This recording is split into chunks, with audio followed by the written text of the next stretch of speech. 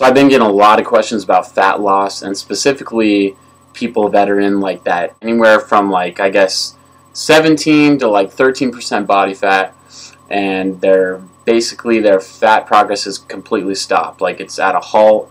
They're not losing any more weight. They tried to cut their calories even more or cut their carbs more, and still nothing is working for them. Basically what's happening is your body's in starvation mode. It's hanging on to the fat that you still have for dear life, and it's just not letting any of it go. The only thing you're losing is muscle, if anything. So basically what I wanted to do is show you guys how I'm currently tracking my progress, give you the formula for carb cycling if you're interested. This is what I started to do when I got to that point where I couldn't lose anymore just on a regular low calorie, 20% deficit. The first thing I'm going to suggest is getting a notebook and tracking your fats, proteins, and carbs. Second, what you want to do is go onto a website like fatsecret.com is actually the one I use, but there's others out there that you can use. What I did on Fat Secret is I punched in the foods that I was going to be eating on a daily basis, and I basically found out what each of those foods' caloric value was with 100 grams. And if you go to Fat Secret, you'll notice that if you type in, say, apples, it'll give you different sizes. Like it'll give you large apple, medium apple, small, which are just generalities. And then it also gives you the option to see what an apple gives you if you have 100 grams of it. And that makes it really easy to kind of do some simple math. Let's say you eat like 68 grams of apple or something. Since you already know the caloric value of an apple with 100 grams, all you got to do is times that amount by 0.68, and then you get the caloric value of that 68 grams of apple. So that's personally how I figure out the caloric value of each of my foods. You can do that with all the foods that you eat, and for me, I tend to kind of eat the same foods throughout the week. For example, my breakfast is usually 40 grams of steel-cut oats, 2 scoops of protein, and a half tablespoon of peanut butter. And that's generally what I've been having like pretty much every morning. And I'm okay with that. I like each one of these meals, so I don't like get cravings or get bored of the same stuff, but you might, so you might have to do a little more with the math and stuff to mix and match things to get them to fit into your macros.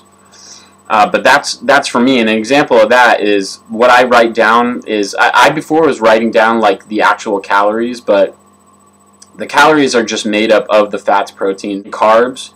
So I just write those down now, and then I just calculate it at the end of the day, and I'm generally right around the caloric deficit that I need to be at. So for example, the steel-cut oats, 2 grams of fat, 27 grams of carbs, and 5 grams of protein. And the 2 scoops of protein, 2 grams of fat, 6 grams of carbs, 44 grams of protein.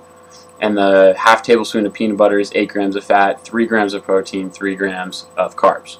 So I just add all those up for that one meal, and then I write it down. I don't know how good you can see that, but that right there is the total for the meal. So you got the 12 grams of fat, 36 grams of protein, or I'm sorry, 36 grams of carbs, 52 grams of protein. So I just do that for every meal. So another meal example is I have 80 grams of yam, 3/4 cup of broccoli, and the reason I do 3/4 with that is just that's the serving size on there, so it makes it easy for me. But I could have, looked that up also on Fat Secret instead of using the actual serving size on the broccoli, and I could use any amount if I want to. 8 ounces of chicken breast and 100 grams of avocado. So I just do the same thing. I jot down the fats, carbs, and protein, and by the end of the day, I already have goals right there, and then I write down at the end of the day what my actual is, and usually I'm not too far off. You can't be perfect every day, so don't really even try to be, because that's not necessary. The equation that I'm going to give you is not exact, but it's a good way, it's somewhere to start, and has worked for a lot of people, so that's why they end up coming up with that equation. So like for example, the other day, what was this? This was 2 days ago. This was on a low carb day with carb cycling. I was going for 137 grams of carbs, 257 grams of protein, and 69 grams of fat. Like I said, it doesn't have to be exact. So what I ended up with, which was pretty close, 68 grams of fat, 254 grams of protein, and 139 grams of carbs. So that's a good day right there. And I just stay consistent, and I have that for every meal starting on April 2nd. So that's when I started doing this, and it's really helped. I started doing this when I started carb cycling because I really wanted to get my diet down to a T. So I have it all the way up until today. Now, with carb cycling, here's basically how it works. So, like I said, your body is in basically starvation mode. So you kind of have to do some metabolic trickery. You're basically tricking your body into thinking that you're no longer in that starvation mode and it'll start burning fat again. This has to do with your leptin levels and things like that, but I won't really get into the science of it. So with carb cycling, one thing that you're going to need to know is your lean body mass. It's basically every part of your body besides the fat. So for instance, I'm at about 12%. I might be down to like 11 now or so, but starting out I was at about 12%. So my lean body mass, I believe, was about 176 pounds or something like that.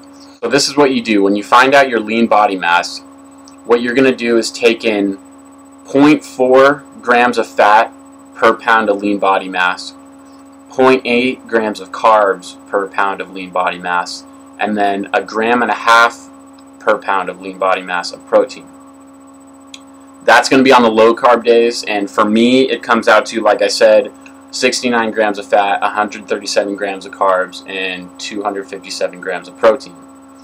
Now on the carb up days, which today is one of them, thank God, and tomorrow, I do, out of the 7 days a week, I have 2 days where I am higher carb, and that's going to help bring my leptin levels up again and get me out of that starvation mode, and then for the rest of the 5 days I'm trying to cut fat again. So on the higher carb days, you actually just bring the carbs up to 1.5 grams per pound of body weight, so it'll be the same amount as your protein. So for example, today the fat stays the same and the protein stays the same, so 69 grams of fat, 257 grams of protein, but then you up your carbs to 257 as well. And like I keep saying, it doesn't have to be exact, but just try to stay right around those numbers. Obviously, that's for me. You guys got to figure out what your lean body mass is and just go to whatever your local gym and have them do a pinch test for you, because that is the most accurate way to see what your body fat percentage is at. I should actually say it's the most accurate cheap method, because there's other expensive ways you can go about it to get a more accurate reading, but the pinch test is known to be really accurate. One last thing that you want to know is that those carb up days that you have should land on days where you're doing heavy body parts. You're going to be doing a heavy load in the gym, which for me, I have them land on chest and leg day. You also want to make sure that you get a good portion of those carbs around that workout too. I actually try to make sure that I do my cardio on those days as well, because you just basically want to have a high energy flux that day. So for those of you that are having trouble losing that last bit of fat, carb cycling could possibly help you. It's going well for me so far. I'm going to continue to do it until July at my end point, and we'll see what I'm looking like then.